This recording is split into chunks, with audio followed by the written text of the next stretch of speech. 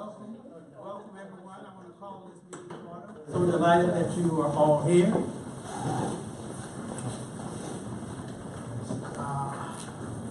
Let's see.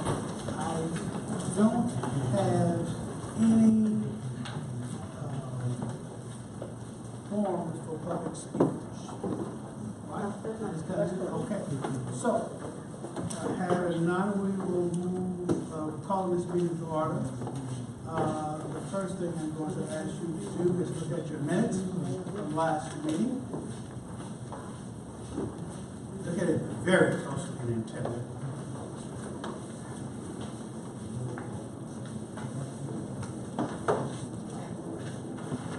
And then after all of your wonderful efforts, I'll look for your consideration to move it forward.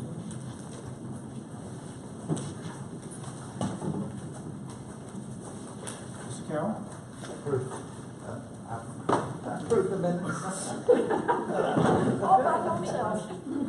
We've had a motion for Mr. Roger Carroll to approve the minutes and move forward, and seconded by Commissioner Williams.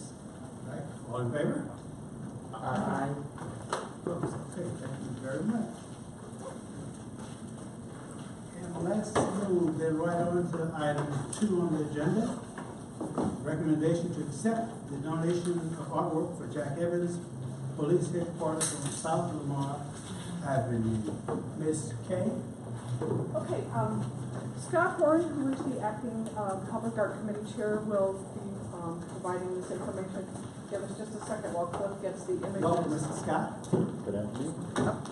So if you want to read the first page, and then we'll have the images. Absolutely. The Public Art Committee met on Tuesday, May 2nd, 2017, and has 4 recommendations for you today. The first is the recommendation to accept the donation of artwork for the Jack Evans Police Headquarters on South Lamar. Thank you to the following supporters for being here today. Bridget Gassaway, Tammy Hughes, Chief Cynthia Villarreal, and Jim Avon, and of course the artist Barbo is here as well.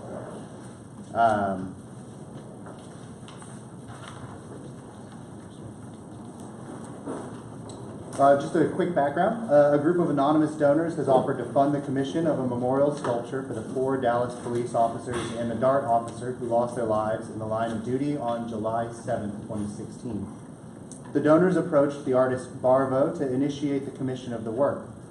The artist, also known as Barbo Walker, has been professionally active for 35 years and has completed a previous donation commission for the city of Dallas, a sculpture of J. Eric Johnson, former mayor.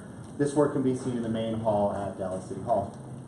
The concept for the sculpture, attached in your packet, is a limestone vertical slab with bronze figurative relief on the front. It's planned to be about, thank you, Kay, 10 to 12 feet high on a base that's 6 feet by 8 feet. The proposed location is in front of the flag poles at the Jack Evans Police Headquarters, 1400 South Lamar Street in Dallas. Previous actions: on Tuesday, April 4th, the Public Art Committee recommended the acceptance of the donation of the artwork for the DPD Memorial, contingent upon the condition that the anonymous donors be reviewed by the City Attorney's Office and the identity of the donors be discoverable under the Open Records Act. City staff has consulted with Administrative Directive 2 through 13 and Section 6.3.5, which provides, where donor anonymity is necessary, an appropriate method for acceptance of the gift is through a nonprofit organization associated with a particular city service.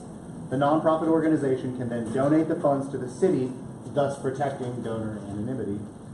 The donors for the proposed Dallas Police Department Memorial to recognize the 4 Dallas police and the DART officer killed in the line of duty have formed a 501c3 titled Dallas Memorial for the Fallen Police Officers, Inc. for the purpose of collecting funds for this commission, and have provided the Office of Cultural Affairs with the following documentation. A certificate of formation of a nonprofit corporation, and the document from the IRS stating that the Dallas Memorial for the Fallen Officers, Inc. has been determined to be exempt from federal income tax. The artist, Barbo, will be commissioned to complete the work, and he will be the donor of record for the artwork. The terms of the donation agreement will be consistent with current donation practice and will include the cost of installation, insurance coverage for fabrication and installation, and payment into a maintenance fund for the City of Dallas to be held specifically for the maintenance of this donated work. The maintenance fee will be 10% of the donation value of the artwork. The total fiscal estimated value is $400,000. And in your packet, you'll find images of the proposed artwork, a location image in front of the police headquarters, and biography info for Barbara Walker. And I know I just read through that all very quickly, but if there aren't any questions, I would make a motion to, or I would be putting down to look for a motion to approve the donation of artwork. So moved. I have questions. Please. Thank you. Of course, want to thank those who have offered to participate in donating this artwork to the city, and there's always everything to the Public Art Committee. Reading between the lines, it sounds like quite a few steps were taken to allow the donors to remain anonymous, and that's the reason for my questions, because I often want us to pause and note when we're participating in a vote on something that is not completely transparent. There may be very good reasons for that, and so my question is, do you have a sense of why it is that the donors for this very, very important work at a very, very sensitive location wish to remain anonymous? I think we should turn to Mr. Avon, who represents the donors, to address that question. Yes, I am. Excuse me, sir. Yeah. Please stand Sure. up, please. Sure. My function solely in this is a friend of the artist, is to be able to collect and handle the administration side for the funds. And in response to your question with regard to the sensitivity, I think this is not a project or a program that's a dedication to a building or something that people would want to have a name attached to it of any sort. So the thought was just to make sure everything was going to be in an anonymous format, if that makes any sense.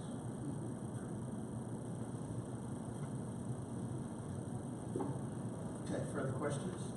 May I make a comment? Maybe comment, sure. Questions or comments? Okay, At this point. in response to your question, there was concern around the table in the Public Art Committee, similar to your request. And part of the reason was that we had an issue when we built this building here.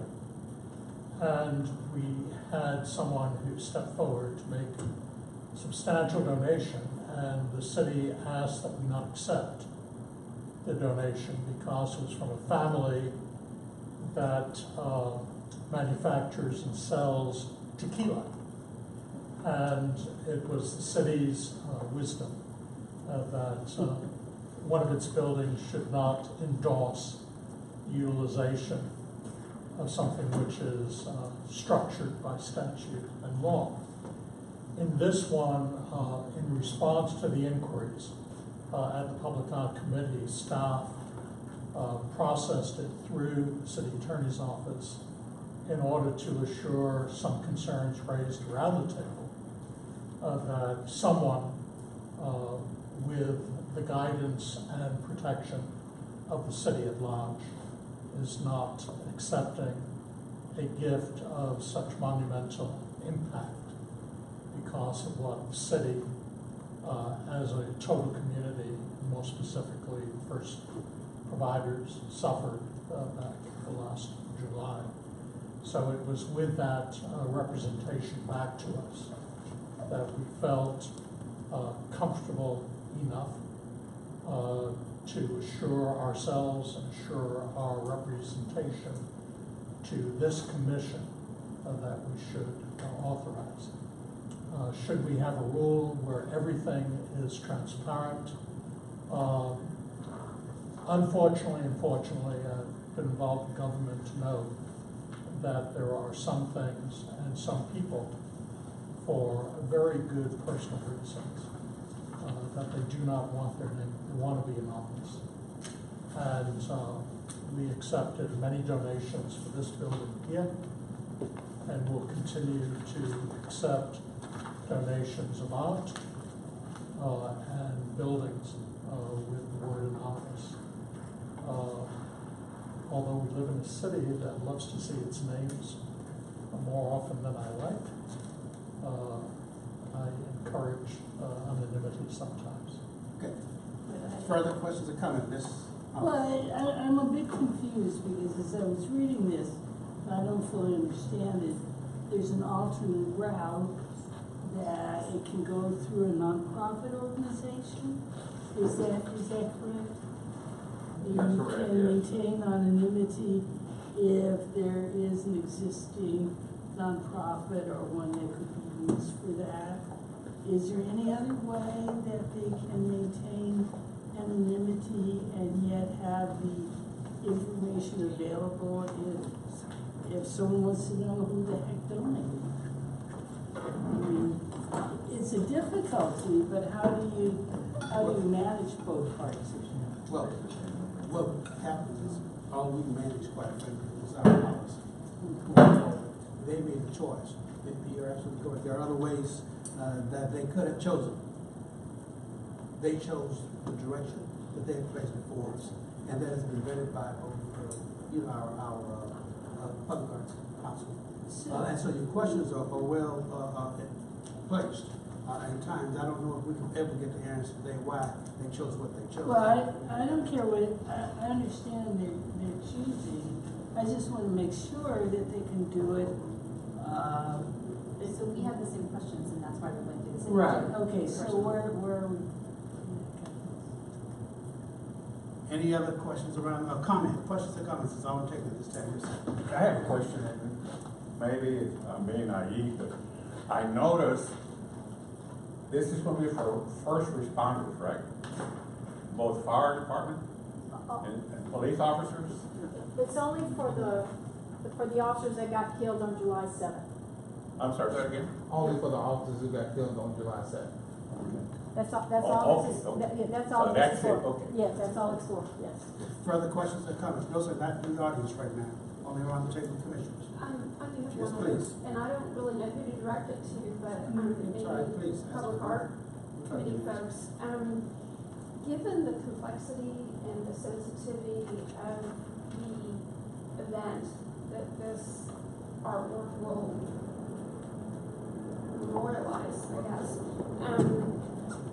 do we know whether other artists or prospective donors or interest groups would have a different point of view than the one that we anticipate to be created with this work of art? And I know that's a lot of uncertainty, but there's a lot of uncertainty in this proposal. And obviously what I'm getting at is I think we would all hope that there can be some kind of artistic statement that most people can rally around and feel is appropriate to the situation. And this may well be it, but we haven't had an opportunity to hear about that, and I would like to hear about that. Can you express the uncertainty that you have questions about? Because when we have people come to the city who want to donate works of art, we don't then subsequently issue an open call for other viewpoints because they're donors and they have a particular thing that they want to donate. And this artist also was funded by an anonymous group in 1994 to donate the sculpture of Eric Johnson that now sits in the main floor of City Hall. So it's completely consistent with past practice and consistent with the administrative directives that we were guided to by the city attorney's office. Well, actually, to answer your question, I think maybe there's an analogy. I understand where you're coming from with respect to Mayor Johnson, but I'm thinking about other points of controversy and the lack of one consistent vision on, say, the JFK Memorial. I think that we have also in our history experienced the difficulty of rallying behind one piece of art that is seeking to memorialize a complicated moment in history. And that's really what I'm getting at here. And in no way do I intend to compare this perspective art to that, but I think art by nature is symbolic. And, you know, what other than rendering is the point of view of what this will symbolize? Is it going to address some of the chaos in the city? Is it going to address some of the uncertainty? Is it going to be the backdrop for a memorial in July? Is it going to be a place that becomes a destination for all people who want to remember that event? I mean, what are So, I mean, and I've also, the 9/11 memorial was on for Yeah. 15 years. They missed the 10th anniversary. I mean, and there were obviously a lot more. But I think it does come back to the fact that it's a donation at police headquarters. So it is site specific to police headquarters, not to the site of the incident, for one thing. And I do think it's a really interesting point because hindsight being 2020, no one ever picked up the phone and called the OCA and said, gosh, we need to commission something, we need to do a call for projects. How can art help us heal as a city? And hindsight being 2020, until we got this call, that was never, we did host the event at the Meyerson when the president and vice president came. So would have loved to have had that, you know, that approach, and this came the other way, right? In that it came from a group of citizens through the police to us. But, you know, I do trust the public art process that given all of that, here's where we are. A couple of things before I want to go to Scott, because he basically chaired the committee through that. So if you have some comments, come back to Mr. Gonzalez. I'll go again to you, Mr. Spriggins, and then we'll call the vote. I just briefly say that I guess my perspective on it when we received this is, I think the reason that we approached it, or I approached it fairly openly as a donation, is that there was no bond money or any kind of source of funding for any public art to memorialize this event at all.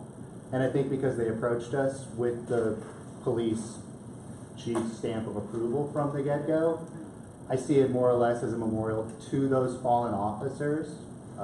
It's outside police headquarters. So it really is just about, I think, the memory of those officers.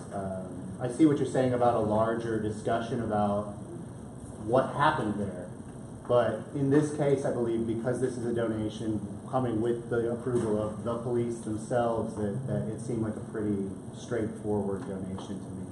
Thank you. Okay, Mr. Gonzalez, and then Mr. Spriggins. Let me get this straight. The people that are donating this specify that location only, right? It has to be that location.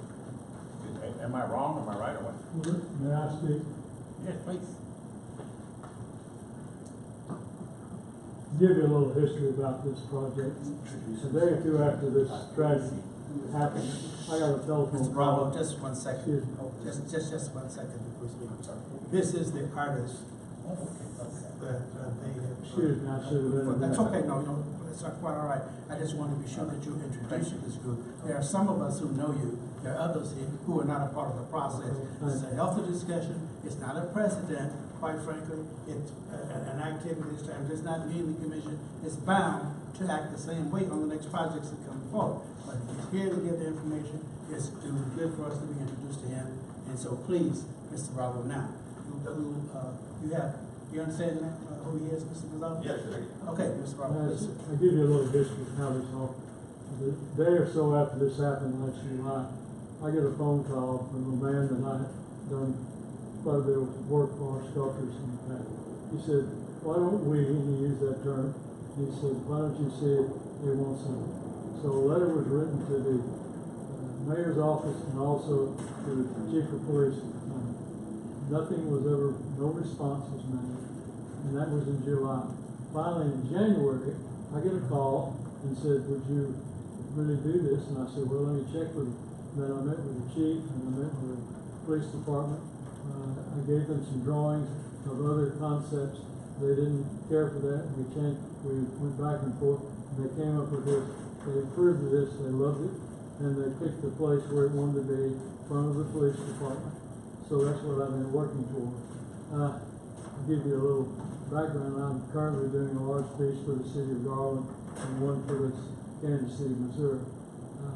I'm very attached to this piece. I think it'd be a beautiful piece as far as anonymity. Once this piece is proved that you all will accept the piece, I don't think it's going to be a problem for some of these people to step up. They don't want to be advertising. They don't want other people coming to them saying, well, why didn't you come to us? Let us do it. They know my background. They know I can do it. And so that's how it came about. And I'm really love to do this project. And I think it's going to memorialize these men as they should be. I feel a little bit like Bartelli, the man that designed the Statue of Liberty.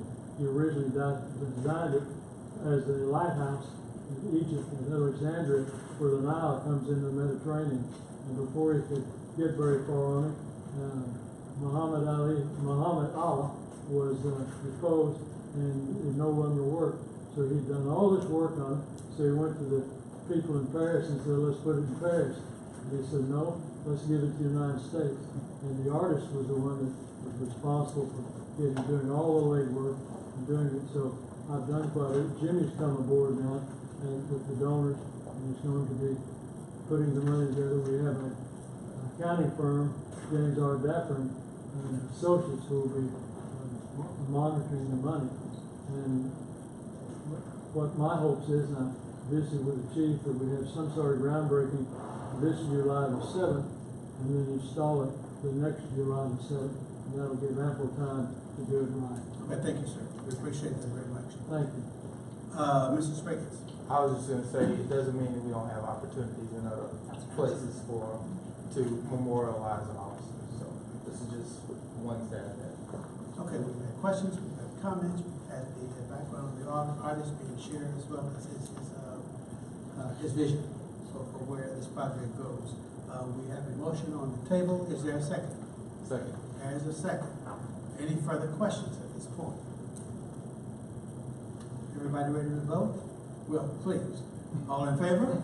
Aye. Opposed? Okay, it passes. Thank you. Thank you very much. Thank you so much. We appreciate it. Thank you. Okay, the next item will be the recommendation to commission artist Bernard Williams for the South Lamar Gateway Arts Project, Ms. Kellos. And I'm sorry, Mr. Scott. Thank you very much. Yes, absolutely. So these next three, just for perspective, are all related to one larger project with the South Lamar Gateway. So this first is for the main installation, the real gateway piece. The artist is Bernard Williams, a native of Chicago, Illinois. He holds a BFA degree from the University of Illinois at Champaign-Urbana and an MFA from Northwestern University. He also studied at the Skowhegan School of Painting and Sculpture in Maine, assuming I pronounced that incorrectly. Williams taught art at the School of the Art Institute of Chicago from 1991 to 2003. The artist has been commissioned to create numerous mural projects around Chicago and abroad. Commissions have been sponsored by a range of organizations and corporations, including AT&T, GATX, Kraft, the Snite Museum of Art at the University of Notre Dame, Chicago Department of Cultural Affairs, and the Jackson Public School District. Public commissions of metal sculptures include Iron Hooks, a steel sculpture commission for Michigan City, Indiana, Chicago Transit Authority in 2016, the Talking Wall, steel sculpture in Indianapolis from 2015, Viceroy, steel sculpture from Chicago, 2013. Car and Plane from the Lamier Sculpture Park in 2012. Tech Barn at the Socrates Sculpture Park in 2009. And Orb 55 for the Chicago Transit Authority. It's been very active for the last 7 years. A little background. On January 15, 2016, the Public Art Committee recommended the following scope of commission for the South Lamar Streetscape project. This recommendation was approved by the Cultural Affairs Commission on January 21st, 2016. 7 locations between, Seven locations between Pine Street and Hatcher Street have been identified for public art installations. There will be one large permanent sculpture installed near the intersection of Pine and Lamar Street. This larger, Do you have an image of what it looks like today? Obviously, those big round things will go on the ground, but the trees will remain. And that just kind of gives you a sense of the location at this time. I thought it was a Donald Trump. Yeah, he thought it was a Donald Trump. The plan commission value for the larger gateway piece is $63,000. A call for artists was issued nationally and 65 artists submitted qualifications for review. The selection panel met on March 3rd to select a short list of artists to be commissioned to complete a concept design. And on April 27th, the selection panel recommended Bernard Williams' design for the commission. And of course, the maquette is being passed around now. Selection panel voting members included neighborhood representatives Layman Davis, Dana Fuller, and Krista Weinstein. Arts professionals Susan Leckie, Albert Shaw, and Liliana Block. And City of Dallas voting representative Dia Tome. Non-voting members included Petrine Abrams from the Public Art Committee and John Paul Batiste and John Spriggans from the Cultural Affairs Commission. Thank you for your service, y'all. The scope of the project is the shortlisted artists were commissioned to prepare a conceptual design, proposed drawings, digital renderings, or a maquette, where applicable. The artwork must be responsive to the following guidelines. It must be highly visible in the landscape and to pedestrians and vehicles, which I think we've clearly achieved there. The artwork must require little to no maintenance and be free of safety hazards. 2 representatives from the public art staff were present in an advisory capacity for the process for choosing an artist and all meetings with the artist. The estimated schedule is that we're reviewing today on May 18th, and then the Cultural and Libraries Committee of the Council briefing on June 5th, followed by that City Council contract approval on June 28th, contract for final design estimated for June 30th, 50% work completion by November 2017, and fabrication completed and installation February 2018. So moving right along from a public art standpoint. Additional recommendations from the selection panel. Selection panel members recommended that the lowest horizontal elements be at least 8 feet from the ground. The overall height is planned for 12 feet. The sculpture is planned to be painted black, and the selection panel recommended automotive-grade powder coating, and the public art staff will make recommendations about sacrificial surface coatings for graffiti abatement. Again, the project budget is $63,000. If there are no questions, I'd love to see a motion. So you're talking about 4 feet or 8 feet, did you say, off the top? 4 feet. Yeah, so from the maquette. So you have 4 feet of sculpture. 4 feet yeah, these are all going to be taller. So it will be concentrated in the top On the third top. of the And the sculpture. bottom will just be the things that The don't posts. have dimension or poles? Yeah, they're posts, yeah. So really, if you just took the lowest members of these and raised them up, so the smallest, lowest branches, so to speak, are 8 feet, that's the only shape. That's to keep people from climbing on it. Indeed. But I can't visualize it because we're gonna have 8 feet of nothing but poles, and the last 4 feet will be the sculptures. Right. The maquette was made before those recommendations.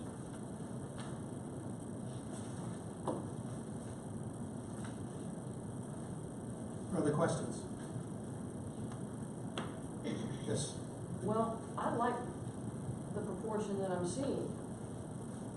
But clearly, the 8 feet and the 4 feet on top is not what it's going to be. And of course, if you try to make it larger, it's going to cost a lot more, right? To make it tall. No, we could probably go 2 to 3 feet above 12 feet without any cost increase. Because I mean, the first thing that crossed my mind, like Kay, was that's not 8 feet. If that's 12, that's, and No, if it top is is 12, that's not 8 feet. This was just the concept for the. It's about 4 as a matter of fact. So, okay, that was just my question. If we're all clear that we wanted it 8 feet so that it's above everybody's head, walking under it, and it's all clear. There's plenty of headroom. Yeah, purely just a Dirk safety Nowitzki can walk under it and not get hit in the head. Okay, all right. That's the universal standard for public art. If Dirk can walk underneath it. There you go.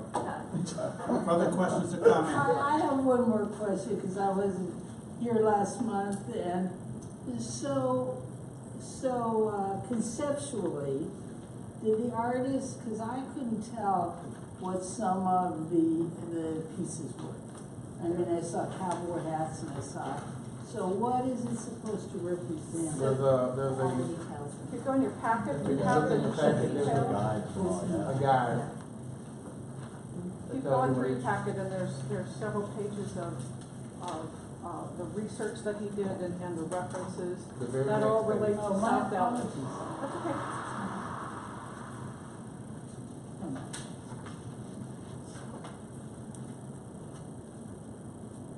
From what they've reported, he really seemed to have taken a lot of their input into consideration from the community meetings with the site. I wasn't there, but I From heard where? anecdotally. Oh, from the community meeting process. So I heard that they were pretty thrilled with the So- responsiveness of his He came to specific Dallas choices. in advance of producing a concept design and met with the community members.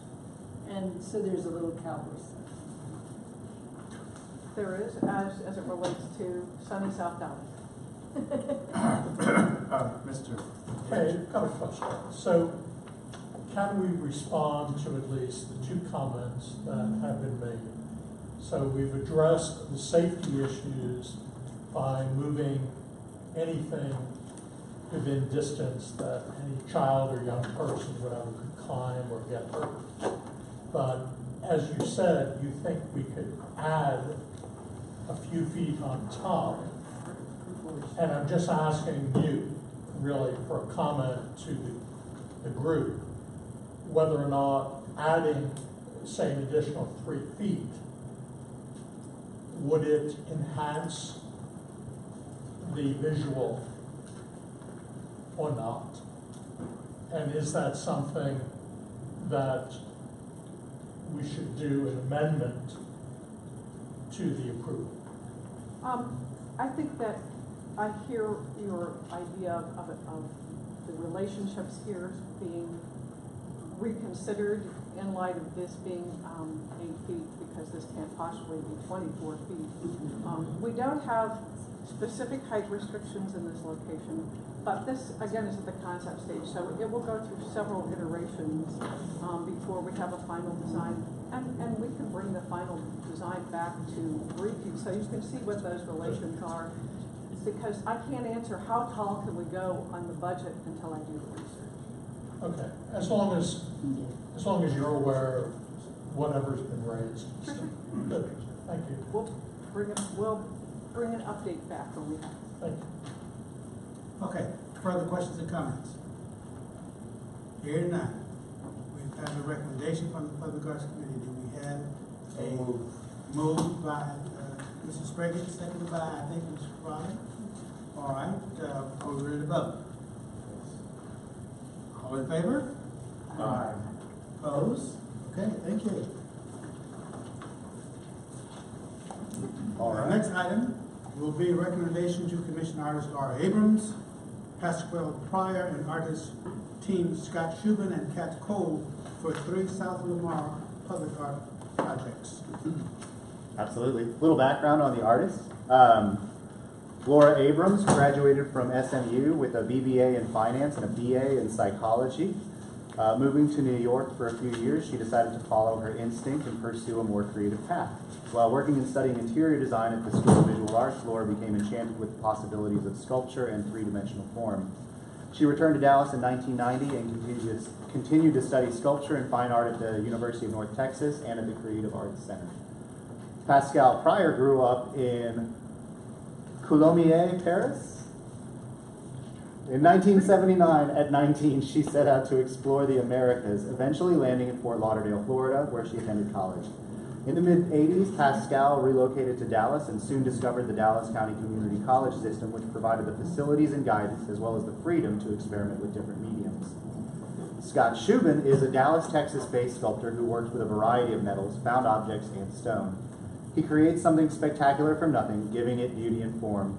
Scott uses often cantilevered elements with straight edges and curved elements that mimic nature. Creating sculpture is a transformative expletive for him and hopefully the viewer. Scott was honored to receive the DFW Sculptor of the Year Award in 2015. Kat Cole is a jeweler and a sculptor. Cole seeks a connection to the places she has lived and uses her creative studio practice as a tool. Each piece is an insight into the journey to find home. Cole received a Bachelor of Fine Arts from Virginia Commonwealth University and a master's degree with a focus in metals and jewelry from East Carolina University in Greenville, North Carolina. On the project, on January 25th, 2016, the Public Art Committee recommended the following scope of commission for the South Lamar Streetscape project. This recommendation was approved by the Cultural Affairs Commission on January 21st, 2016. 7 locations between Pine Street and Hatcher Street have been identified for public art installations. 4 small permanent sculptures will be installed in 4 of the 7 Art Plaza locations. 2 plazas will be for temporary art curated by the OCA curatorial staff. 1 plaza is for the Gateway project we just reviewed, and 4 are for smaller projects, which are these. The planned commission value of these projects is $22,500. These projects are eligible for emerging artists. Site-specific artwork should make use of recycled, reused, and redefined materials in keeping with the spirit of the incremental redevelopment of the neighborhood. Emerging artists were notified about this project in July 2016. The selection panel met on October 28th to select a short list of artists to be commissioned to complete a concept design. On April 27th, the selection panel recommended artists Laura Abrams, Pascal Pryor, and artist team Scott Shubin and Kat Cole for 3 South Lamar public art projects. No recommendation was made for the 4th project as the concept proposals were not sufficiently developed for the scope of the location of the project. So, in short, we have 3 of the 4, and the 4th has been put back out. Selection panel voting members included neighborhood representatives Layman Davis, Dana Fuller, and Krista Weinstein, arts professionals Susan Leckie, Albert Shaw, and Liliana Block, and Dia Tomei from the city of Dallas. Again, the non-voting members were the same: Patrine Abrams and John Paul Batiste and John Spriggins from the Cultural Affairs Commission. The shortlisted artists were commissioned to prepare a conceptual design proposal comprised of drawings, renderings, or where applicable, a maquette, or a site-specific work or series of works at one of the proposed locations. Artwork must be responsive to the following guidelines. Artwork must be highly visible in the landscape and to pedestrians and vehicles. Artwork must require little to no maintenance and be free of safety hazards. 2 representatives of the public art staff were present in an advisory capacity for the process of choosing an artist for all meetings with the artist. So let's go back through the images. Cliff, would you go backwards? So this is the proposal by the artist team, Scott Shubin and Kat Cole. And the metallic tablets that hang down, again, will begin above 8 feet. And they are enameled, and they have images of both the maps and of people and reference points in South Dallas. They're attached at the top with a very particular process that will make them extremely sturdy, but they will move just a little bit to create a sense of dynamism. Go back to, there we go. Pascal's piece, again, relates very directly to the metal fabricators and recycling groups that are down there, which was part of our intent for this particular project. The top rondelle is glass that is used in industrial scenarios. It's about an inch thick. She brought samples of this, and it's going to be put into epoxy in a metal framework. I think there's very little chance of damage. And I said, would this withstand gunshots? And she confirmed that it will. I'm not quite sure how she confirmed that, but I can get more information on that if you'd like. Go ahead back then to Laura Abrams.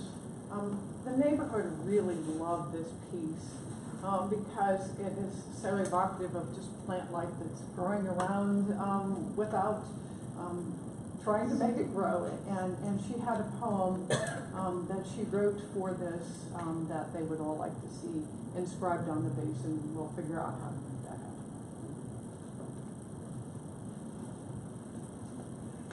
That's the 3 pieces. If y'all have any questions, or we're looking for Commissioners, motions you've heard the for these as well. recommendation. Is there questions or is there a motion? Move this forward. So move. Motion? Is there a second? Second? Any further questions, or are we ready to vote? Just one little Ms. question. Blanks? The description here is small sculptures, yet they're taller than the main gateway sculpture. No, they are not. It says 16 feet on that one. That's just the very tips of the edge, but the actual framework of the artwork is in the Okay. middle there. So that's a really, I mean, it just seems like that should be the, this you know. will actually, because of the concentration of the artwork at the top. Thank you. They're also modifying, those three posts that come up so that they're round, so that they're really even more difficult to gain access to. So. And they're gonna curve over just a little bit.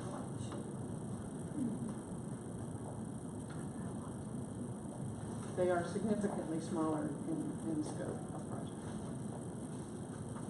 Further question or comment? We have a motion, we have a second. Are we ready to vote? All in favor? Aye. Opposed? Okay. The next item, recommendation to commission artists David Duncan, Laura Conte, Sarah Lovis, Julia Ousley, and Fareed Rahimi for South Lamar Street bench projects. Scott. Indeed. So this is the last set of them. These are the artistic benches to go along with these different insets. Background on the artist. David Duncan is a visual artist and art historian. He has experience working with students with learning disabilities, has strong complex drawing and problem-solving skills, and experience coordinating and managing multiple projects. Laura Conte received her MFA in Fibers from the University of North Texas and her BFA in Painting from the University of Houston. Conte creates crochet wall hangings and woven wire sculptural forms. Sarah Lovis received a Bachelor of Arts from the Southern Methodist University in Communications with minors in drawing and philosophy. Following graduation, she studied art history, sculpture, metalsmithing, welding, and casting at the University of North Texas, Brookhaven Community College, and the Creative Arts Center. Julia Owsley, it's Owsley, of course, identifies as an architect and sculptor and holds master's degrees in both disciplines. She is influenced by Michelangelo, Frank Lloyd Wright, Tony Smith, Frank Gehry, Saul LeWitt, and Maya Lin. Fari Rahimi was born in Tehran, Iran. At age 21, she relocated to the United States, where she became proficient in realism, expressionism, and contemporary assemblage techniques involving 2 and 3 dimensions. She achieved success in painting, sculpture, and printmaking as an undergrad student at Cameron University and was one of the top 3 painting studio majors in the entire university. Background on the project. On January 25th of 2016, the Public Art Committee recommended the following scope of commission for the South Lamar Streetscape project. This recommendation was approved by the Cultural Affairs Commission on January 21st. 7 locations between Pine Street and Hatcher Street have been identified for public art installations. 6 benches and seating elements will be installed in 6 of the art plaza locations. The commission value for each is $3,000. The scope of the project, the shortlisted artists were commissioned to prepare a conceptual design composed of drawings, renderings, or maquettes where applicable for site-specific work. Artwork must be responsive to the following guidelines. Artwork must be highly visible in the landscape and to pedestrians and vehicles. Artwork must require little or no maintenance, be free of safety hazard, and artwork must comply with the following seating standards for public spaces. Seating types shall conform to crime prevention standards, such as open seating that inhibits vandalism and skateboarding. Armrests or other obstructions shall be provided on any public bench that is designed for 2 or more people to inhibit the ability to sleep on benches. Artwork must be able to be bolted to the ground. Provide a safe, slip-resistant, comfortable seating surface with smooth, even surfaces and curved edges. Maximum length of seating elements should be 6 feet, with the minimum length being 4 feet to fit within the landscape. Surfaces shall be constructed from materials that provide a hard, stable surface and provides comfortable maneuverability for people of all abilities, and be free of safety hazards. A selection panel convened to review the concept design proposals and recommended 3 artists for the commission to the Public Art Committee for approval and recommendation, and the Cultural Affairs Commission for approval. Selection panel process voting members were neighborhood representatives Maria Johnson, Andrew Cooley, and Louis Ocon, arts professionals Susan Leckie, Liliana Block, and Freddie McCoo, and City of Dallas voting representative Dia Tomei. Non-voting members include the design architect or engineer for the project, Tim Sanson from Freeze Engineering, project manager for the city department responsible for the construction, Dale Long, Public Art Committee liaison John Spriggins, a representative from the city department with managing responsibilities for the property, and Cultural Affairs Commissioner John Paul Batiste. The selection panel recommended 5 artists for 5 locations. No recommendation was made for the 6th, as the concept proposals were not sufficiently developed for the scope of the location of the project. So yeah, 5 out of 6 chosen. 2 representatives from the public art program were included in an advisory capacity in the process for choosing an artist and all meetings with the artist. So let's go back through the images very quickly. Cliff, if you go back to David Duncan's piece. For all of these pieces, there is a platform, and for all of the art pieces, there is a platform that is part of the construction project, and that has been designed by the structural engineers for the streets department. So one of the unique features of this, by grouping all of these projects together, is that the engineering has been specified in advance, and the artist will build to the engineering. This saves an enormous amount of engineering work on the part of the artists, especially since all of these are emerging artists, and that's one of the more difficult aspects to learn. But they will work with the engineers who will review to ensure that their designs meet the specifications for the foundations. There are all of these very specific requirements for benches, as you heard, which everyone kind of scratches their heads over, but everyone has managed to meet the spirit and the letter of those requirements. And as Scott mentioned, we have only awarded 5 benches for the 6 projects because not all of the emerging artists were able to rise to the occasion. And so we will go back to the drawing board and work with more emerging artists and come back with a recommendation for the project and an additional bench probably in August. Okay, and what's the price that the artist receives for the pieces? I mean, the artist fee, or what is the commission value for the commission value for the bench is $3,000.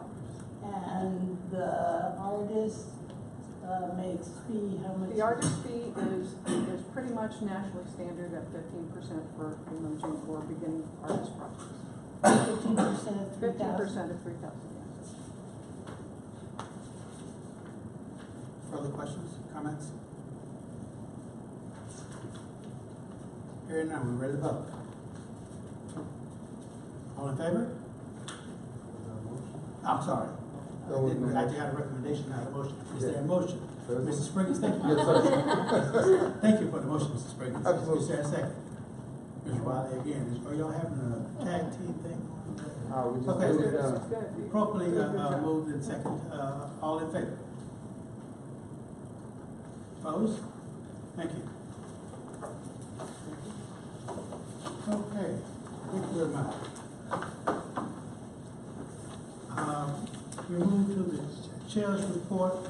I'm going to say much more of my comments down to the budget end. I want to move, however, to a very special report that I didn't call for last time, but I worked it out for this time.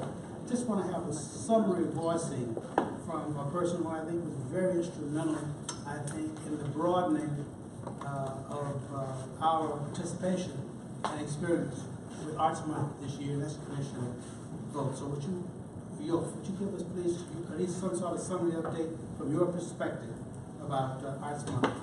Sure, I'd be happy to. And I think this is my understanding of Arts Month and how I interpreted it, and hearing from Jennifer and some other folks as well. But I'm very curious to hear your thoughts as well on Arts Month. And I think the more feedback that we can get from it now, while it's still fresh in everyone's minds and everybody's differing opinions and their points of view on it, I think will help us improve for next year. But overall, the feedback that I heard was that by expanding it to a month from the week that it was last year was very successful and very well received.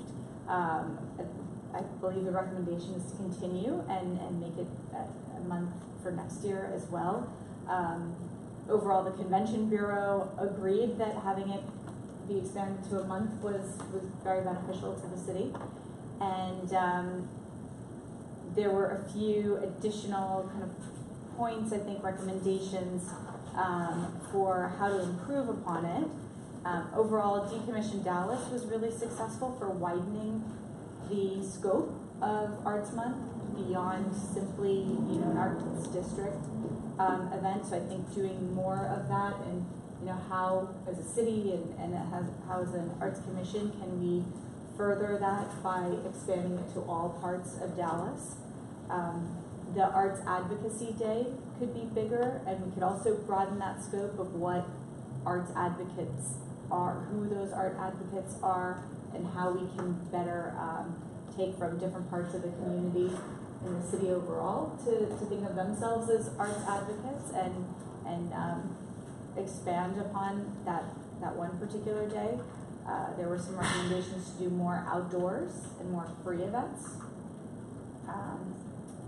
Overall attendance was very strong, stronger than even expected. The key in having the attendance grow even more is in expanding our partnerships. So how can we partner with other areas? And one point that Jennifer had mentioned to me was that by partnering with the architecture AIA Institute for Architecture. Okay. For the mayor's conversation was really beneficial in bolstering the attendance for that.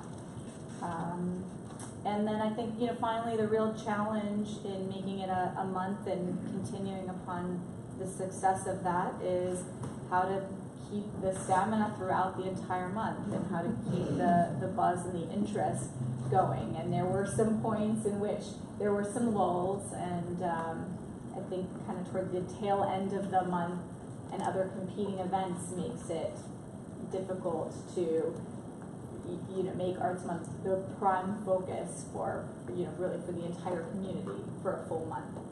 So a lot of great work can still be done, I think, to do that. But like I said, all in all, I think the more feedback that we can get from the different cultural centers and how their impression of Arts Month was, the rest of the commissioners, and from the events that you guys attended, and then any other folks that participated or want to voice their opinions. So you can send all of those comments to me or to Jennifer, whoever, and compile them and I think record them so that once we start the planning for next year, we haven't forgotten our thoughts on the event. Okay, thank you for the update. All right, let's move right on to Ms. Jennifer to the director's report. Thank you. Thank you.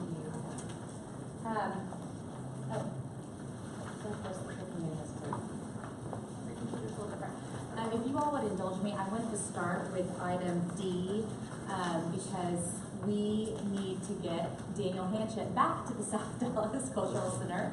He has a meeting tonight for the summer program with the parents. For those of you who may not have heard, Harold Stewart, who has been a stalwart member of the OCA team for almost a decade, gave his notice and has a wonderful opportunity in Boston with the Theater Offensive. It is a theater group that works with LGBTQ teens doing theater around Boston. It has been nationally recognized. Michelle Obama gave him a major award last year. So this is wonderful news for Harold, but was sad news for our team, obviously. And I definitely think that he made a huge contribution at South Dallas Cultural Center. We have spent the last 2-ish weeks coming up with the transition plan, and luckily Daniel, he'll wave, has been with the South Dallas Cultural Center team and has really stepped up already. In fact, there was an incident earlier this week, and Daniel did the write-up. It was a trip and fall. I mean, something that a manager of a cultural center deals with. And we got the report back, and I was like, I know, it's not all art, yeah. And I go, this is gonna be great, but he needed some backup. So just to let you all in on what we are working on, the closest center in proximity is this one. And so Benjamin is going to be the acting manager or signature authority, and to be able to, have a direct line, obviously, with David and myself 2 days a week.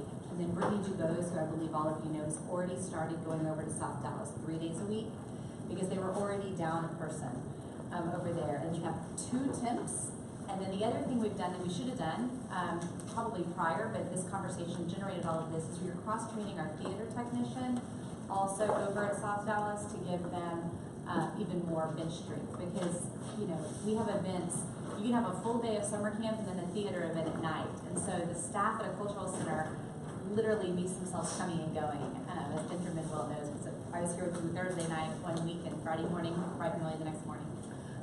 So we're trying to bolster that team. I think in the meantime, Brittany and Daniel are doing an incredible service over there. The job has been posted for the position as manager of South Dallas Cultural Center. We had updated it recently, obviously, when they went through the search about a year ago, but we've updated it again. It has been posted. I didn't check and see how many applications we've already gotten, but we've gotten a lot of inquiries. It's, I think, maybe I'm biased, a really awesome opportunity for the right person, but obviously, please use your networks if you know of good people. And then last but not least, we will be sending Harold Hoffman Proper Dallas Style for Boston on June 17th from 5 to 7, and I'm sure he would love to see all of you there. Daniel, is there anything you'd like to add? No. Okay, well, thank you. And when does the summer program start? June 5th. June 5th. 5th. I wanted to say 8th. I knew it was the first week. So obviously he is going to, that's a huge effort at South Dallas Cultural Center. So he will be in good hands. Are there any questions or comments? Okay. Good luck with the parents tonight. Thank you. I'll go back and start at the beginning. I think since we met last month, we have been working, as you might imagine, on all of the contract items related to the Moody proposal and the council items. We briefed Arts, Culture, and Library Committee this Monday on this proposal to name the Performing Arts Performance Hall, and the ACL committee unanimously agreed to send it on to council. There were a few items that were requested, the official naming, Arts Culture, the Office of Cultural Affairs naming policy, which we're sending off to council, just some backup information, nothing really out of the ordinary. So it goes to council for a full vote on May 24th. If any of your liaison council members have any questions, they of course can reach out at any time. We've had one non-ACL committee member ask a question and we were able to easily solve it with just sending them the right information. So I went and looked at the video on that meeting. Good. And Mr. Clayton had some questions that I think were answered, but I could use a little clarification. Sure. His question was, if 10, 20 years down the road, somebody of the executive committee decided that they no longer needed to award only to OCA members, but could award this grant money to anyone, and that if that does not serve the purpose of the city of Dallas, that serves the purpose of the individual artist, which is dear to my heart, but it's another job. Okay. Somebody would take that money for something, right? Yeah, right. So I think that the city attorney said that under the agreement as it stands, there would be no way to change that. If those three people, or two of those three people, decided that you didn't have to be an OCA member to get this grant, that could happen. That the change could be, because a lot of flexibility was built into the agreement, because as we all know, even the cultural, we're having to change a lot of stuff. I don't remember his question being to that. I remember it being about like the inflation and everything. Yes, that was one of them. Okay. The other question was that. And then he said, could we write that into the agreement? And she said, maybe we could, but then she came back and revisited it and seemed to indicate that because the benefit to the city was these arts organizations getting this money, and that was the primary goal. If that ceased to happen, which apparently would be that if they went to a different right, then we could terminate the agreement. That's right. Exactly. That's right. So I read that right. And that was the response. Yes. Okay. And Mr. Clayton was happy with that? Good. And one other thing he did ask, and thank you for mentioning him specifically, he had some questions about the job description, if you will, for that third person, and we are writing language for that. Good. Okay, thank you. And it's finished. Anything else to add? Okay, wish us luck next Wednesday. Another big item next Wednesday, I think I emailed you all when we posted this for the ACL agenda. But as you were aware, we were in the middle of a RFP process that was being really managed by the purchasing department to ensure maximum integrity. The firm that's the lead firm is Lord. So you'll always hear about the Lord team, but really it is a wonderful team that they put together. And it includes BC Workshop, which is locally based, and they're going to do the community engagement and neighborhood strategy. HRNA Advisors does economic development strategy, really the economic engine side of the arts. And then last but not least, all of the interactive, whether it's a digital online survey, the Facebook page, the website will be managed by Idyllic Interactive. That is the one proposal. You pay one person, Lord, and then they manage all those subs. And the negotiated price is $539,000. It went to ACL as well on Monday afternoon and has been recommended. There was a dissenting vote, but it was recommended to council as well for next Wednesday. Questions, comments? Paul? How many community meetings will we require? Oh my gosh, it's in there, and it's in the dozens, and then there'll be it's dozens. It's not hundreds. So there will be one in each district? Probably not each district, they'll probably. Oh yeah, we did talk about service areas, but there'll probably be at least 14 of them. Oh, I'm sure there'll be dozens of meetings. There'll be dozens of meetings. But they'll be grouped strategically so that they're all around the city, but there may not actually be one in every single district. And we But will all be, that's still to be. will be notified. Oh my gosh, yes. Yes, okay. In fact, we were looking at the New York City website. They're going through a cultural plan, Got it. and they allow people to organize their own meetings. Well, have you followed I know, all the way which is- through? yeah. Excuse me, I won't speak about that yet, that's another thing. We'll talk about that later, but I think you have a question. Well, the question is, how will we ensure, okay, the widest range of participants? I will say this, and I would encourage you all to get on the BC Workshop website. We are in really good hands with this group. And if you get different feedback, John Paul's maybe a little more skeptical, but if you are hearing that other One of people. your council members was Well, yes, yes. I do remember. If you are hearing that some group is not getting the message, let us know. But they will do this until we say stop. So until the due diligence goes on, the discovery phase of the plan, and all of this is public, we are the client. And David was reminding me of this week on something. So if you were hearing otherwise, there's definitely a mechanism to add a meeting, send out more invites. And BC is very proactive. And BC is very proactive. I mean, they did a project over in the Samuel Grand neighborhood where they literally went door to door on that neighborhood project. I mean, they're extremely, extremely grassroots. Well, and I know that that's important for all of us. I particularly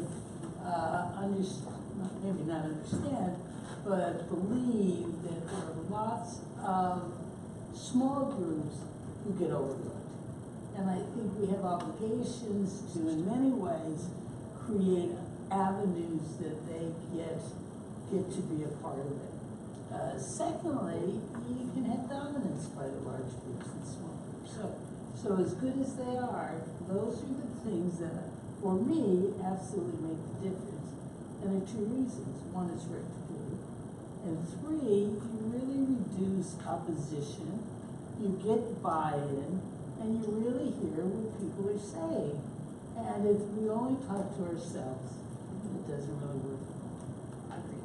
And I will say this, if it makes you feel better, we sent portions of the proposal to one of our major funders and hopped on a call with them Tuesday or Wednesday morning. And the funders' feedback was, this plan is only about the small groups in the neighborhoods. So I will say that our collective success will be judged on that balance, because people that are willing to make six-figure investments in a process like this and see the proposal and start there, we're in pretty good shape. Okay, further questions or comments? Just say, it's also up to us. I agree. You know, we can talk all day about who gets, an opportunity to speak, but it's about us. making sure that we get with our constituents and get them involved. If you know something is going on, which we obviously will, making sure that you aid in getting the word out. It's not just, staff saying this is going on and then we show up. We should be also participating in aiding in that. That's You will get your chance. yeah. I'm I sure. think to that point Yes, that John, please. I'm sorry. Sure, please. Do we have an opportunity maybe halfway through in the process to evaluate what, like, before it's too late, can we say, let's stop for a minute, see what response we've gotten so far, start to identify who's getting lost in the shuffle? Yeah, absolutely. As And I they'll- read- And then then we can target those areas too, to make sure that it's not, we don't just step back and say, look, we told everybody they needed to They got a participate, card. and they didn't. As I read the information, and please go back, we were sent links, everybody was sent links. Yeah. Read through the information and look at their process. There'll be more than ample opportunity for them to hear voices. All of them, they will be open to an awful lot of that sort of adjustment. Adjustment as they go through the process to fill in the blanks. And you will- That's, at least that's. But for that's us their too, paper. to have that We're opportunity, gonna do a right? monthly Well, that's what update. I'm talking about. Yeah. We will do a monthly, it'll be a Okay, great. standing part of the agenda every month. And there will of course be people who don't feel no matter what we do, this can be fair. But instead No way. Well, I'm sure none of you understand that, but anyway, the other thing we don't have to do is recognize that they still have a voice and not write them off. I mean, when you write off people, you get opposition, and you don't hear. Okay, other comments? I We need just wanted to ask Yes, about please. the dissenter. Was there anything? Oh, Councilman Griggs, and his only comment was, about one of the subs. About what? One of the subs. He had a little difficulty with one of the groups. Actually, it was BC. It was BC workshop. It's BC. He had a little difficulty with I think their approach and their responsiveness, I guess, to him. This is on past projects and past activities that he's also had some opportunity with the group. So that's just the reality of the situation. Okay. Then You did the we didn't define, and I've done a lot of Google searching and I can't figure it out. The cultural facilities program, I think Commissioner Carroll had asked for an update on this. Daniel, you need to go. I'm sorry, I don't know how it works, but I did want to say something before I left, so I came He's back. got to go, sorry. Yeah, I told the story, so I apologize. I did want to say really quickly that the SBCC, we've been operating short staff for several months now, and forgive me that I'm having to take our brains backwards. But we've been operating short staff for several months, and we've had to distribute responsibilities amongst the other staff. And we wear a lot of hats, just each in our individual roles. So we do a lot of hours, and we have a lot of additional work on our plate. So, for example, in Arts Month, there was a 2-week pay period where I had 43 hours of overtime. That's how deep it can really get in terms of having to staff things and come in early to get things done that you weren't able to do because you were working a rehearsal. So when I reached out to the directors of OCA, and even before we really started the transition, the response to getting us help and assistance that we need was very quick, and it was very thorough in terms of, okay, is this what you need? Okay, let's get you what you need. And even from the Latino Cultural Center in Benjamin, before we even started the transition, saying, hey, we want to help you, let us know what you need. So that's really a testament to the type of people that we work with and our directors and the staff that we have across the city to be able to provide that type of assistance. So I just want to say thank you before I left, because I know it may seem commonplace, but I've worked in different spaces where that wasn't the case. So I think it's important You that want I say. another 20 minutes? No, I'm almost done. I'm almost done. I promise. Thank you. But I did want to make sure I said that before. Thank you very much. That's very nice to hear. I'm so very, I'm sorry. My turn to Were go, you- Brett. Do you want to leave now, It's probably slow out of here. The cultural facilities facilities program, though, I think we started talking about it maybe in February. This is the $400,000 program for non-city owned cultural facilities. And I know that I think we briefed you on it twice, then it went to ACL, they had feedback, we incorporated that feedback, and it got through council, I think on the consent agenda even. It is now going to go live as an application on June 1st. So we have sent out emails letting groups know to start thinking about projects. Here's the criteria just to remind you all.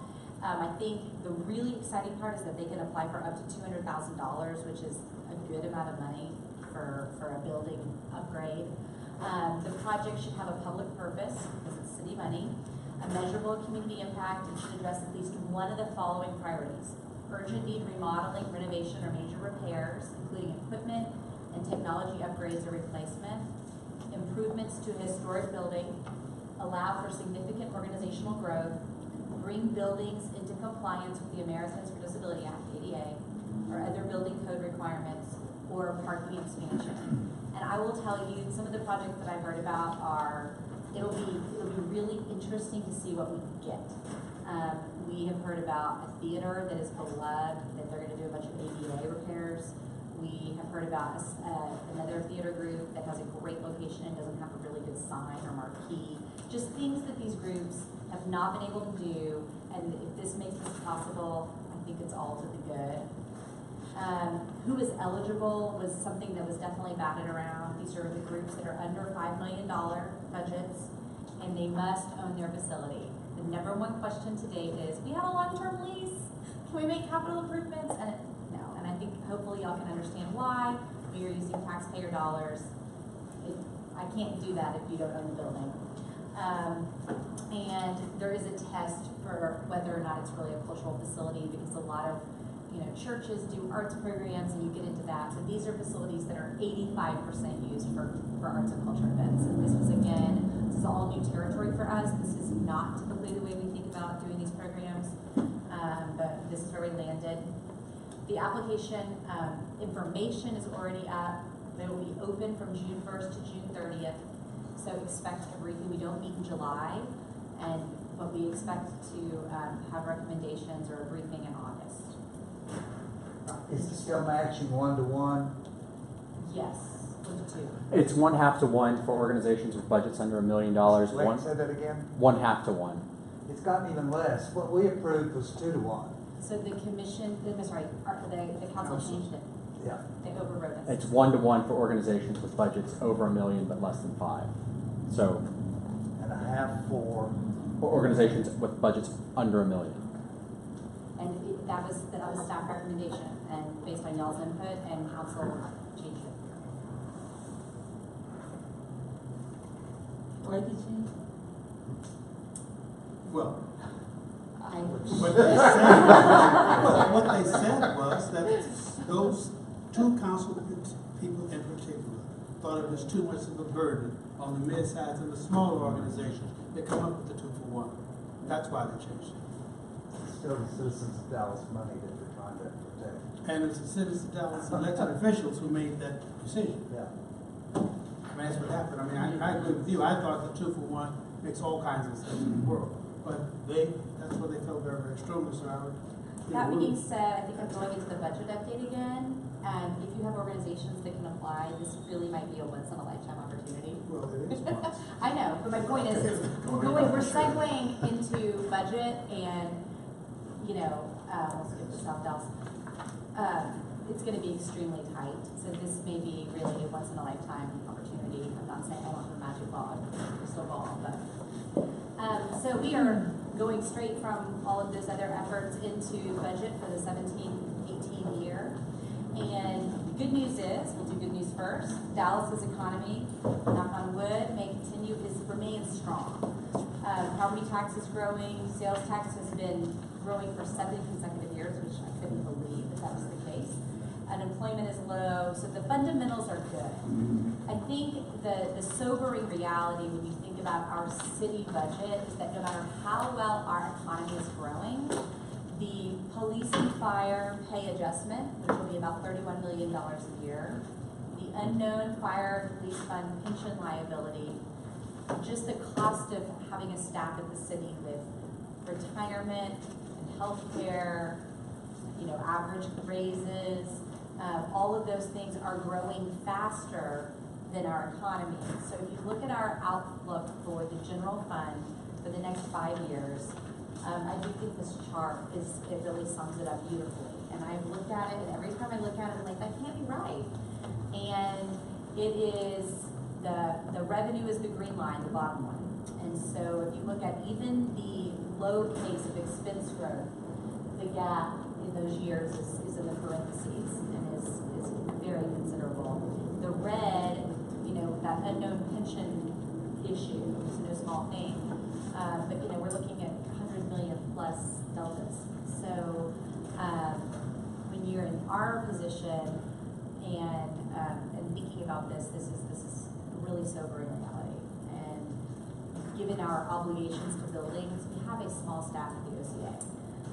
So it's our business is managing buildings and granting money to artists and organizations. That is flexible. The buildings are less so, but the staff is tiny. So we don't have a lot of variable levers to pull. Not that other parts of government do, but I do think, you know, we went to a budget meeting last Friday afternoon and sat down with the whole budget office and then sat down with our ACM, and the OCA is a bit of a head scratcher for them because of the way our budget's built. I think we've talked about the citizen input, and again, you know, this was, a lot of people are quick to remind me, not a scientific survey, but neither here nor there when you're number 16 out of 18 options for where funding should go. We're highly satisfactory in people's minds on that satisfaction survey, which is a different survey, but we're 17 out of 18. Jennifer, is there any still discussion by us or anyone else about alternates, streams of funding other than city budget? Well, I think the Moody Foundation, the Moody Fund is the first conversation. Yes. But are we also going to be looking again at whatever it is, hot taxes, proportions? Because the truth is, we can't just stay in the city budget, we'll die. So hot tax is on the table in Dallas, and right now it's still, I think as everyone, well, you're not aware, it's pledged right now to our convention bonds. So that's good, you know, we're playing a little bit of a longer game on that. Just to follow up, I think Sylvia is really onto something. I think I came into this position having that same conversation. And I think we have one other real critical opportunity to make some progress, and that is during the scope planning process.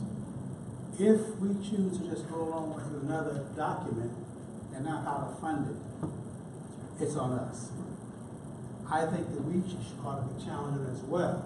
As I read the RFP for the people who will be doing this planning, we need to be absolutely certain that we're voicing a great deal the parallel track on how to resource this. This is also, I was going to say this to the end, but this is also, I think, what Mr. Clayton talks about more than anybody else on the council, then backed up specifically financially by Mr. Clyman. We have all of these meetings. We ask all of these people what they want. They tell us what they want. Then what do we do with them? Then what do we give them back? How do we resource that with the realities of this budget? And I love our new city manager who always uses the wonderful articulate term, balance. What we're searching for is balance. Well, what gets balance? I don't know whether it's a new term, it's an important term, but if you've got a deficit approaching $120 to $140 million, that's significantly out of balance. The only way you balance, or the only way you address what's before you, is maybe the type of instruction he's given all of his agencies and his staff. You have to figure out what you are going to prioritize with available resources. So I don't want this to go on for me that long, but I think your question is really right on point. We have one more opportunity, in spite of all the results that they have come up with so far. and that is over the next couple of weeks, and even up until August 8th. Once new people are in, there will be another group, if you will, of community hearings, budget hearings. Now, it's not only that we as commissioners need to speak with the person that appointed us, but we also need to be absolutely certain that these wonderful people who come to us with all of these great ideas, are they going to bring that information to these public hearings? Let me tell you, I attend them. Too many, quite frankly, in my own opinion. And I think the major challenge we have right now is the absence of arts voices in those public hearings. Because the perceptions and the information that allows the city manager and elected officials to prioritize, quote unquote, what the citizen's voice is, happens when those things are taking place. When they have to make the tough decisions, they are very interested. What are the voices I've heard? What's the number? And where did arts come out versus fire and potholes? And you know, what I find so interesting is just last year, just remember this, since the budget is done every year, how successful we were. How successful the arts and culture were. We basically, over the last year and a half, last 2 years in particular, basically restored everything that was lost. Was restored to the budget that had been pre-recession, right? All of those things were restored, plus a little surplus to do some new and adventurous kind of programming things. Now, we face the opportunity for this quote-unquote imbalance, if you will, to take place this year with this difficult prioritization that's taking place. So I don't think it's out of it. I don't think there's any reason, quite frankly, to be pessimistic, because there are still opportunities to make a difference. We have at least 3 new council members coming on, whatever that means. And we have some council members who have been very supportive and very active as it relates to the arts for the past several years. And been very articulate about the arts and very disappointed that the arts didn't show up in the prioritization. Very disappointing. But they can't help the arts to show up if the arts are not out there also speaking on their behalf to the people who make those decisions. So that's that's a great lead in. The city manager's office. Yes. Oh, sorry. Just a couple of the comments, hopefully for your consideration. In keeping with the comments, both that have just been made, I think it's as important of making sure that we have the study of the future. And the same, in keeping with the articles that have been appearing in the New York Times the last few weeks regarding the fight that's going on between the likes of the Metropolitan Museum and the small groups and all of that. It's happening all over the place. But the last week or so, I've sat in on some meetings and I've heard some comments that the Moody monies are going to have a negative impact on some of the council people in their evaluation as to whether or not monies could be deleted or lessened in the budget, specifically for OCA grant producing. And please let us remember that the 10 million endowment was part of the 12.5 that was given to assist in retiring the debt for AT&T. But let us not forget, and I don't know if this is public information yet, that the debt is less than $6 million as we sit here right now. There was another $1 million offer just the other day, which has not been made public yet. And there are some people around these boards that think beyond the buildings. They really do think about the communities. They really do think about underserved segments of our community. And that's why our discussion regarding the Moody endowment, make sure that some of that reaches out to the underserved communities which are identified by council people, which we have to remind them so that we have a majority vote when it comes down to what we are doing.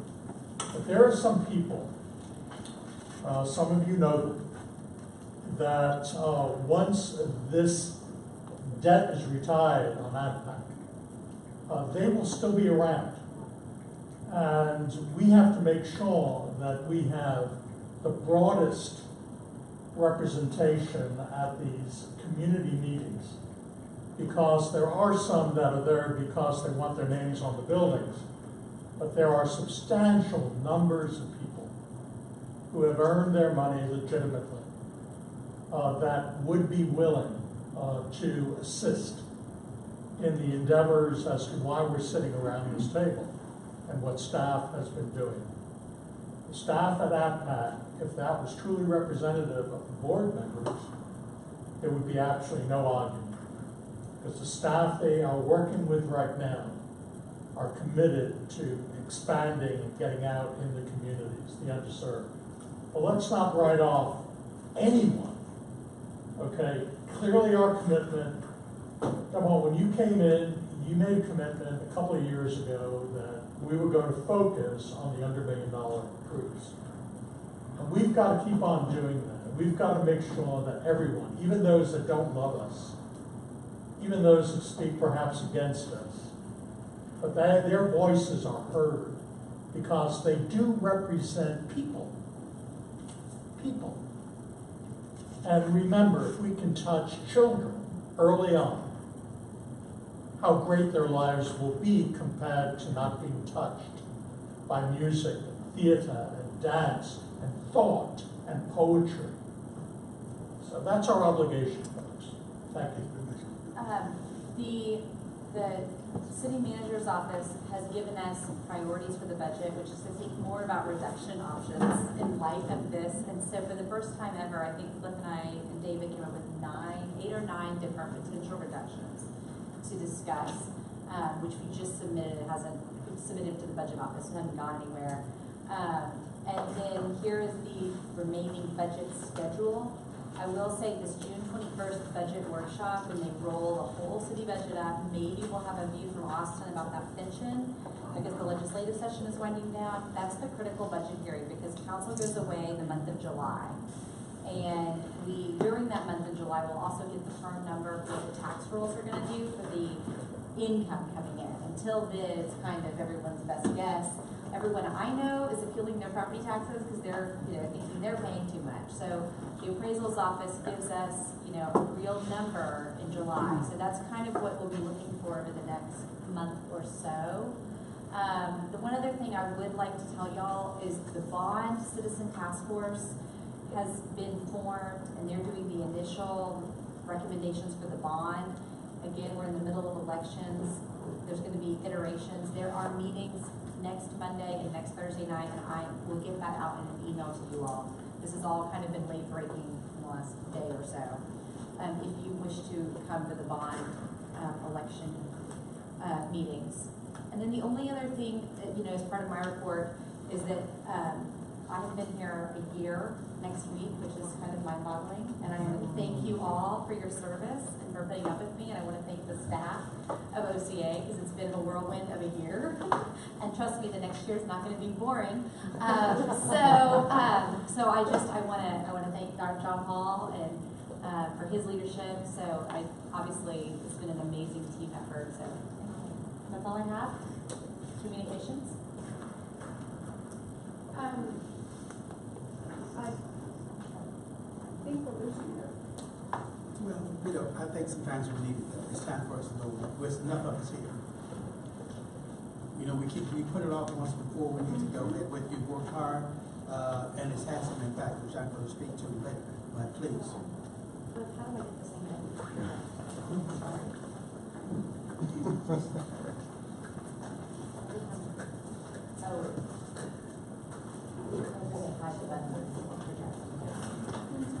I'll take this little time while it's happening in the middle to remind everybody we will not be meeting in July. will not be meeting in July. This board has already adopted that. The other thing is, I'm sad to say, but for reasons that are important, Paul Fuller officially is no longer on the commission as of today. I received an official letter. He wants to be here. He's been fun to work with, but he no longer lives in the city of Dallas, and so he's no longer eligible to retain his seat. We're still waiting for it to come up? Okay. Oh, sure. Lori, I'm trying to remember when the March commission meeting, I think, is when we had a few kind of emails back and forth with Lori raising some issues, and she had been working with the communications task force and issued recommendations following that commission meeting that we as a staff have taken. I don't know if you wanted to walk through the recommendations. I can give you a status update on where we are. Why don't I sort of just set the stage and then you can walk through the recommendations since you control the PowerPoint? Oh, okay. The context for the communications issue is that this should be familiar in at least part, if not in whole, to everyone here, because it's really based on comments that I was hearing over the course of my first year and a half here, things that were coming up more than once. Usually then sort of indicate it wasn't a one-off, it wasn't just a bad experience or something.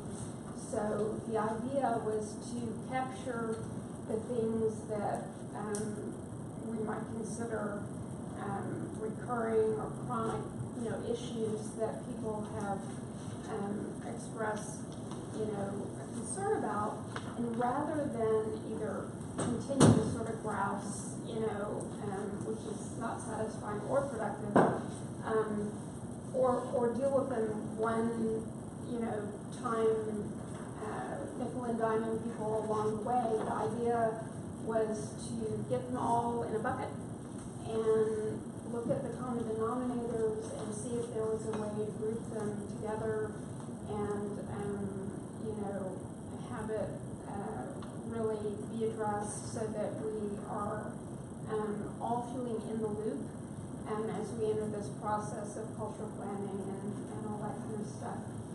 Since it's been, communicated, Jennifer and team have definitely already executed, and we're seeing some of the fruits of just, implementation as we go. Definitely the website and the mechanism that it provides for people to get in touch with us, is one big step forward. And there are other iterations, other specifics that have already been delivered on. I do think at some point it does bear walking through the specifics, and I think that, somehow having more than a statement of, an aspirational statement, but having some sort of commitment to fulfilling all or most of the recommendations will probably be the goal, because no one wants to come along and say, I thought we dealt with this, I thought we agreed on this, and I think it'd be nice to have sort of some certainty around how things are going to happen, so that we're not feeling like, well, I didn't understand that. Did you understand that? Or the briefing happened right before the vote, and I didn't really get a chance to ask my questions, but I didn't want to slow down the group. So I think we ought to, review the individual proposals and think about whether there's anything that ought to be taken off the table, and then whatever remains, maybe ask for it to be acted upon as a group. I'm fine with that. I mean, I guess I can kind of assume that we were trying to activate, the vast majority of them. So if there's something that's nagging, that's not getting moving, let me know. Because we took these recommendations, and there were a few other things that staff, when they saw it, said, oh yeah, and y'all should do this. So we broke them into what we saw as kind of different buckets. So there's operating values and norms, the way we run and disseminate the commission business. I call it CAC meeting management. And then what I call external affairs and PR, because we all kind of wear, I do not have a marketing and PR director level under me. And so, you know, we kind of all wear that hat and deal with the media. We have PIO at City Hall who helps us. So we've kind of tried to parcel these out and, you know, divide and conquer, if you will. You have these in your packet. One of the recommendations was printed materials. So here they are. And I'm happy for you to see if you think we're going about it the right way. And also this was a good, you know, the website had been languishing, not languishing, but had been in the back burner for a long time. And we let it go. The communication task force recommendations? I got that. Somewhere. You can have mine, Linda. Here. Oh, sorry. And, you know, for example, everything now is getting posted to our website. The meetings are being recorded and live streamed via Facebook Live. There were limitations as to why we have not been able to do this before, because there's only 3 rooms in City Hall that allow for a meeting to be live videoed, because they have the equipment. It's really plug and play there. And those rooms can be booked up to a year in advance. So, you know, bear with us as we go through this transition. We've gotten really good feedback on this method, and this may work to do it here. So, you know, we are certainly trying to go through everything. We've already bought the URL for the culture plan. We've already, you know, these are the things we're trying to chip away at. There was one recommendation that only 2 people at OCA should speak with the media.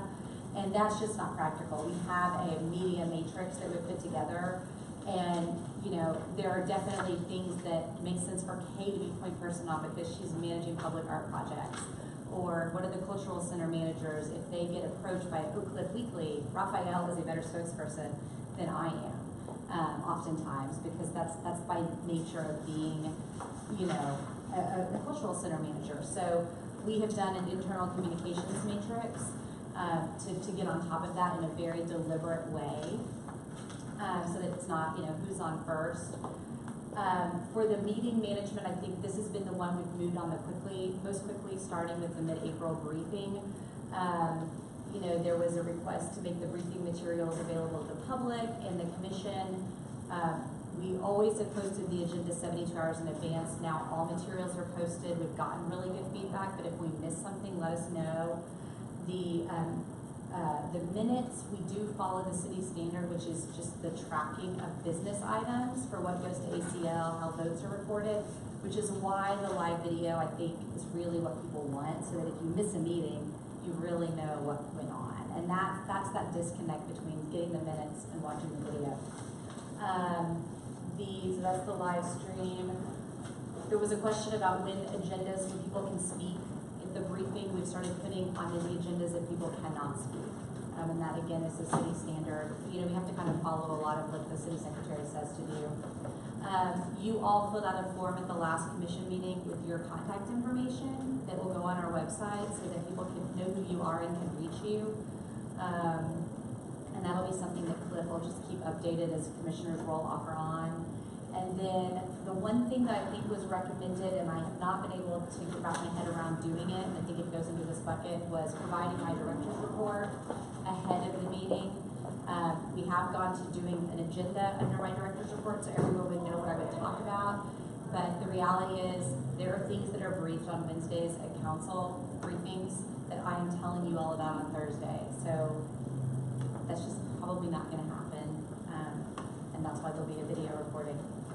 And then the OCA External Affairs and PR, we did activate a new website. We are, you know, trying to alert you guys to press as it comes up. We are not going to catch every press item. It's impossible in today's day and age. The big ones, we are doing our darndest to stay on top of. The media relations, is a lot back to that matrix of communications and responsibilities. We have really tried to be responsive. I think about 10 reporters have my cell phone, and sometimes they go to print, and there was a magazine in town that blatantly did not reach out for comment, which we tried to chase them down for 48 hours to make a comment. So the standards of journalism on a lot of that also are not exactly what you might think. I'll just leave it at that. And the only thing, to proactively communicate with the commission and the public about hot button issues, the reality is some issues are hot button for your council member and you are a commissioner, so we're dealing with it, and that might not be communicated broadly, because if that was the standard, that's all anyone would do, or, you know, that's going to be a judgment call. There are things that commissioners, and Jesse Smith's not here, but he's the one who has a lot right now sometimes. There are little things that we're dealing with that they're hot button to him, his definition of a hot button, or Mr. Clayton's, but they're not necessarily, the reality is something that I would be clogging your inbox to transcribe everything that we've been dealing with. So I just kind of want to be clear on that, which is why it's highlighted. And then we have an opening in the PIO director department in City Hall, which has happened, I think, since we've started working on all of this. So there's a lot of changes in external affairs at City Hall. Of course, we will be working as the OCA, as always, to try to get support where we can. Okay. What I'd like to do at this point, rather than get into a long discussion now, I think, first of all, I want to compliment Commissioner Stahl. It didn't just start in March. That's right. No, I know. This is a part of her DNA, quite frankly. We've talked about it. She followed through with it. She was very, very thorough, very proactive, putting all of the pieces together. And I think, quite frankly, more has been done about communications during the term of Mrs. Stahl and your term, since I've been in this commission. So I think things have very positively have come out of this. And we're getting good feedback. And I think because these commissions do have other ideas and other concerns, and I think because you listened so very, very well and so attended to a lot of those and included those in the recommendations, what I would hope we would do is let's also make sure this is an agenda item at the very next commission meeting, not at the end of the commission meeting, but at the front, so that we can have some extensive discussion there. I don't want to have 5 and 4 minute discussions on these kinds of issues. I don't think they're very helpful. But I think that's what we need to do. I think we need to take it the next step. We need to take it the next step, and I think, and I want to salute congratulate the responsibilities of the staff that they're moving on these things as quickly as you have been able to do in the midst of everything else that's happening. But it's an important conversation. I also think that in the midst of quote unquote developing a new quote unquote cultural plan, if that's what we're doing, communications are absolutely important. And to be able to have that conversation, that dialogue as we go forward, that discernment, I think, is very important for all of us.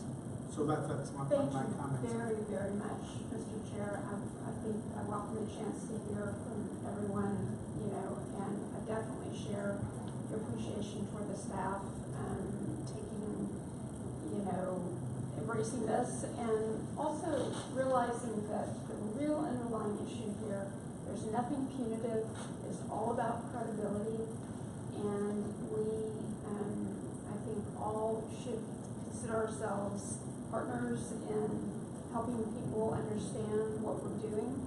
And if we don't all in this room kind of share common knowledge, it can be really hard to do that. So that's the purpose and that's the goal. Two-way street. Let's share what we know about what's going on, whether it's a hot button issue or something in development or something coming from the road. And I really, really think that we will all collectively benefit. Thank you so very much. Thank you.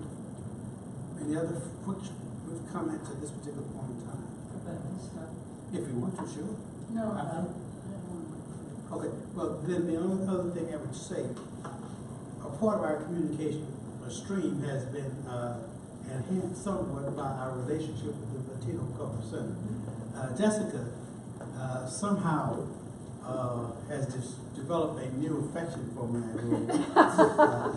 in terms of getting me information. But I want to thank you particularly for taking on this transition, this very, very large responsibility, along with the one that you have here at the Latino Cultural Center, It's certainly been quite impressive, and I thank you very much for that. I just wanted to say that so all of us would know, express our appreciations for that effort.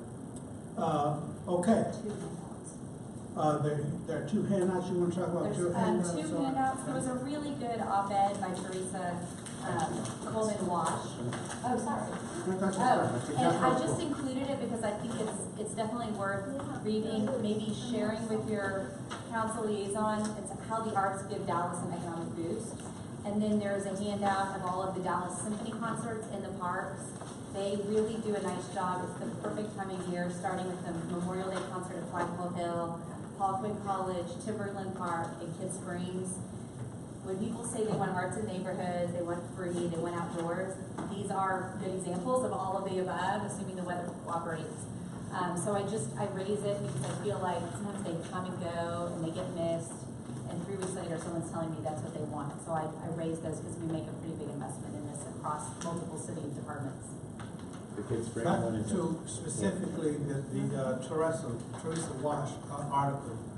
At our very last meeting, I talked a little bit about the word soft relative to the arts in terms of public policy budget discussion coming up. And many times it appears that the people that appoint us don't have the language among themselves even about the value of the work of the arts. It's wonderful to have those conversations ourselves, but we aren't voting on the budget for OCA. It's happening around the horseshoe. This is a very important article. It's a combination of work done by the Americans for the Arts, Texas Cultural Trust, and the Business Council for the Arts as well. All of that's here, and the National Endowment for the Arts. That rolled up in this summer. There were two wonderful articles by the Dallas Morning News. Not only this one, just about a month prior to this one. One about how the arts boost the Texas economy by the Executive Director of the Texas Commission on the Arts also, and they can be found online. But I would be quite certain that all the commissioners have these, and I think you can extrapolate from each of these very simply, very succinctly, what the arts are doing and the value of the arts beyond the fact that someone kind of figured that they're soft investments. There's nothing about the arts that's a soft investment. But that conversation cannot be held just among ourselves, and we believe it's an impactful and effective one when it gets down to funding those things that we think are important. Yes. Well, the only comment that I would like to make, it's been said for years, not only nationally and internationally, specifically here in Dallas. It was said when we broke ground at the National, okay, about the economic impact. We've got to get beyond the economic impact. The way we've been hearing with some of the more recent studies of the effect that music has on people with dementia, the effect that the early presentation of arts to children and their minds, and what type of individuals when they become adults, what impact it has. And then the other really fast comment, Jennifer, that maybe you can address at our next meeting in compliance with your comments. And that is, I applaud the transparency of communication rather than limiting it to 1 or 2 people. I applaud that. But what are you doing and what will we be doing in order, with all due respect to everyone else, to avoid the Trump staff fiasco where in one day 4 people can characterize an occurrence differently? So if, for example, if it's Latino Cultural Center that's commenting, or Oak Cliff commenting, okay, to at least assure that there is some communication internally so that there in fact has not only the nuance of that community, but also speaks for OCA. I can totally say more about that because we had definitely, and that, let me rest assured, because please don't liken us to Sean Spencer. But no, ready to move.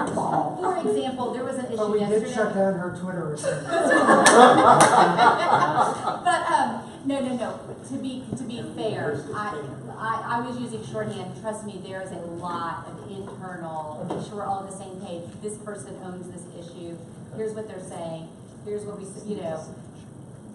Yes, and I can bring the matrix of who's on what and who has to sign off and all that, if you wanna see that, but I didn't think that you did, so, okay. Okay, so, This is for the commissioners. One of the things that I'd like to ask you about and like to put on the agenda, I continue to be concerned about the lack of flexibility in allowing commissioners to, when they have sickness or when they are out on a job or with their young mothers, to be able to participate in the commission meetings. I've done a lot of reading. I know that other places in the state do it. And I think it's time for us to take the role as commissioners to spearhead with our council people, and each one of us spearheads to craft a position that allows some flexibility and our members to participate and be good members. My fervor happens to be for the very first time I had 2 missed meetings, but I've been here 5.5 years. And it's not only that, it's people who are good and strong, and there are now in this digital age opportunities. So can we put it on the agenda? I think we can put it on the agenda. I mean, this won't be the first time, but I think it's great that you raise it again, because we also have at least 3 commissioners who are in that position right now. Again, just for Ms. who've been here 7 years, very protected commissioners. In my own very biased opinion, very protected. But they're being challenged. This is within the policies of the city of Dallas. It's not just about this commission. It's how all boards and commissions are treated. So we might want to figure out some way to have this discussion, develop a position that can be drafted from us, that's presented by this commission, not by staff, by the commission, that can go to arts, cultural, and arts and go through that process. Well, I think it should be 2 ways. I think, of course, that's what we will do, is take it to ACL. But I think we as commissioners start the ball rolling with our council people about what we can do. You gotta get 1 or 2 or 3 council people to adopt it as an appropriate response to good behavior. Really fast. Mr. Richard, did you say really fast? Really fast. I sat on the Charter Review Commission, and one of the issues that was brought up was it was reported to us that there was an attempt down in Austin to allow, because I'm one of those characters that I disappear during the summer, and I go to places where it's snowing today, as a matter of fact. So we really need to contact the city attorney's office, I would say even before we vote on something out of the commission. Paul, I don't agree with that, because we've Right. done it. We've gone to the city's council, and we've gone to the secretary, and it ain't the place anymore to go. It has to be political. Let me do this. Is a wonderful discussion. Have it offline. We got a sense of what we want to have happen here, and let's take it up. And I'd be more than happy to go forward with it. The only thing I want to say very, very quickly is that the articles that I spoke of has more to do with that economic impact. Right. And that's why I want you to look at it. But you don't have to even wait for those 2 most recent articles. For the last year, the Dallas Morning News, almost on a monthly basis, has written some editorial, some commentary by someone about the arts and every possible positive impact that you could possibly think of. So the word is there. We need to somehow move it off of paper and have some one-on-one conversations with people in the decision-making process. Ms. Blige. In the spirit of communications, Oh, yes, ma'am. whenever you come up with an article like that you think we should all read, could you send a link or post a link on the website? I'll be more than happy to turn that link over to the staff. I'm not a linker or a poster type. I don't know. But I don't mind, getting that information out there. I'll see that it gets But if you want as us best to we can. read something that you think is important, we need to know about it. Well, I just told you. But how do we get My there? situation is, if I gave you what I think is important, you would not stop reading. Because I read all the time. But I understand what you exactly, the prioritization that you're talking about. And I will work to see what we can do about making that work. Are there any other particular quick announcements that anybody needs, right? I'd be happy to take them right now. Hearing none, it's been a great meeting. I love all of you. You've been wonderful. This meeting is officially adjourned. Thank you all for your participation. Thank you all.